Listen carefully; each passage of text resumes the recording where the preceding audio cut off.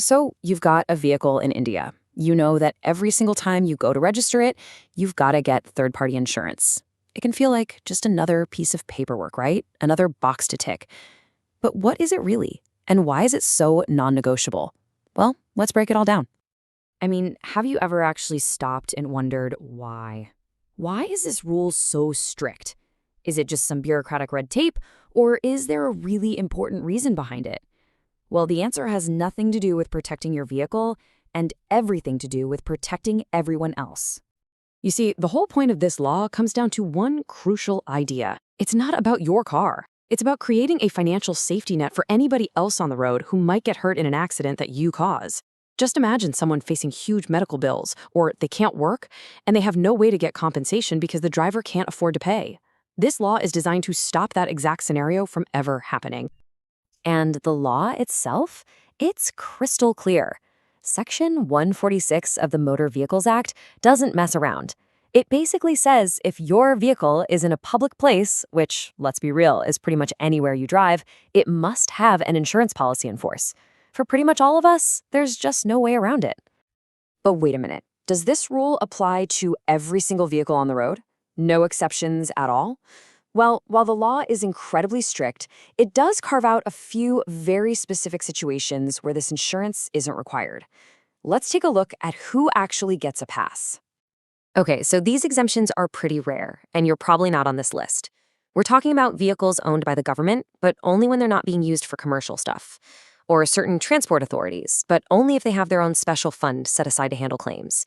There's even a little protection for a paid driver who honestly had no idea their boss let the insurance lapse. And those trucks carrying hazardous materials, they've got a whole other law that covers them. But for you and me, the rule is solid as a rock.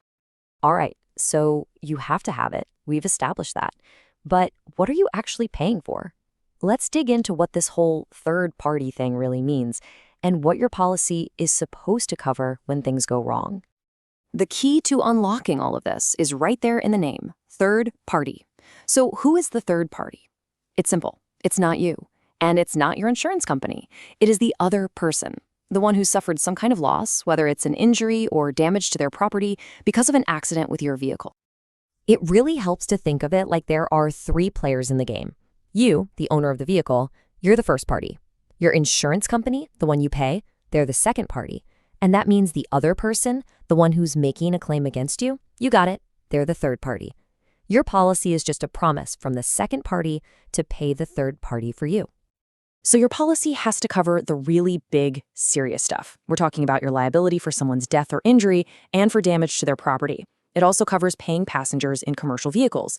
But, and this is a really critical point, there's an exception you need to know about: these gratuitous passengers in a goods vehicle. What does that mean in plain English? If you give a friend a free ride in the back of your truck and an accident happens, your basic third-party policy might not cover their injuries. That is a huge, huge risk. Okay, so knowing the coverage is one thing, but the real test is what happens after an accident. What's the actual process? Let's walk through the journey of a claim, right from the crash to the final payment. The whole process is really designed to be as quick as possible. Once your insurer gets the news, they put someone on the case. That person's job is to investigate and then make a settlement offer directly to the third party. Now, the claimant can either say, yep, sounds fair, and the case is closed, or they can say, no way, and reject it. If that happens, the whole thing goes to a special court called the Motor Accident Claims Tribunal. Now, to make sure victims aren't just left waiting around forever, the law puts a strict timer on the insurance company, and the number you need to remember is 30. 30 days. From the day they're officially told about the accident, they have just 30 days to do their homework and make that settlement offer. This is a big deal. It forces them to act fast. And the clock doesn't stop there. Once a settlement is actually agreed on, another 30-day countdown begins. The insurer is legally required to pay the full amount within that second 30-day window. This makes sure that a settled claim actually turns into cash in the victim's hand without any unnecessary delays. This brings us to a really important question. You've done everything right, you've paid your premium, you have a valid policy, but are there situations where your insurance company can just turn around and refuse to pay a third-party claim, leaving you on the hook for the whole amount? The answer is yes. Now, an insurer can't just deny a claim because they feel like it. The law is very, very specific about the violations that can completely void your policy.